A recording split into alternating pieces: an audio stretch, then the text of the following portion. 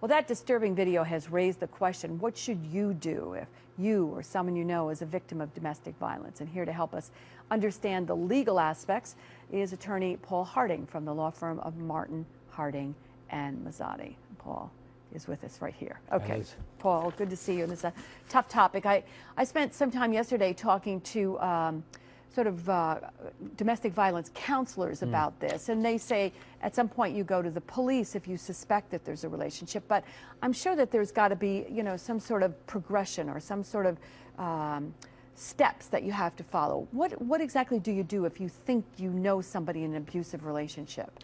You know, for people who are not victims of domestic abuse and don't even witness it, the idea of calling the police seems like, yeah, of course you call the police, you see it, but it can be the most difficult call that anyone makes simply because they don't have the confidence of what's going to happen next. And you know, you're better off erring the side of calling the police. If you suspect something, they'll come, they'll look, they'll clean it up, but they will err on the side of caution.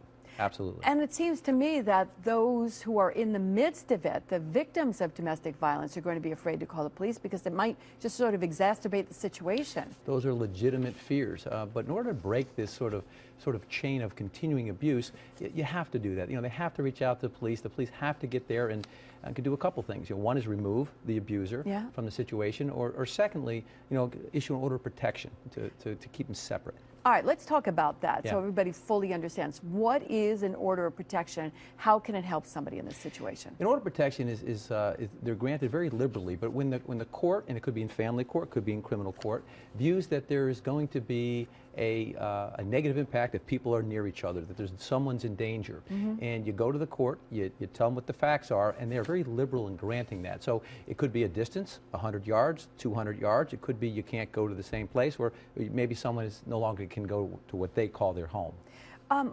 What kind of relationship do you have to get an order of protection? Do you have to be married? Do you have to have some kind of special relationship? Oftentimes it's, you know, it's going to be a spouse, ex-spouse, boyfriend, neighbor, things gone bad, but any special relationship, it could be someone you met just one time and things went very poorly and you suspect that you're in danger, you can go ahead and get that order of protection. And any other sources for people? I mean, this is such a frightening topic for people who find themselves in the middle of it, that just don't know how to escape. Where can they go for information? There are so many places. We have some national organizations, but we are just lucky to have a group called the Legal Project, which they do commit all their resources, virtually all their resources, to domestic violence. And I'm telling you that we have their number on our website.